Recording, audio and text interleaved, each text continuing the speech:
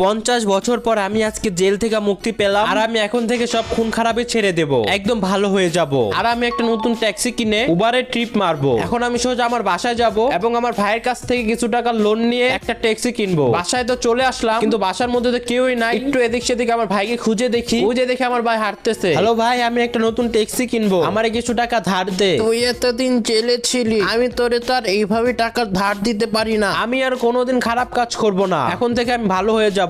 না না, এটা আমি বিশ্বাস করি না। দে না তুই। হ্যাঁ দিতে পারি, একটা শর্ত আছে। কি শর্ত? তাড়াতাড়ি বল। যদি সবাই চ্যানেলটা লাইক এবং সাবস্ক্রাইব করে তাহলে আমি তোকে টাকা দিতে পারি, আর নয়তো দেব না। গাইস তোমরা তাড়াতাড়ি লাইক এবং সাবস্ক্রাইব করে ফেলো। আচ্ছা তুই তাহলে টাকা নিয়ে যা। গাইস টাকা তো পেয়ে গিয়েছি, এখন সোজা যাব হচ্ছে আমাদের এই শহরে একটা বড় শোরুম আছে সেখানে। গাইস শোরুমে এসেও পড়েছি আর এখানে অনেকগুলো গাড়িও দেখতে পাচ্ছি। এখান থেকে আমার যেটা পছন্দ হবে সেটাই আমি কিনে নিব। গাইস আমার এই গাড়িটা পছন্দ হয়েছে আর আমি এটাই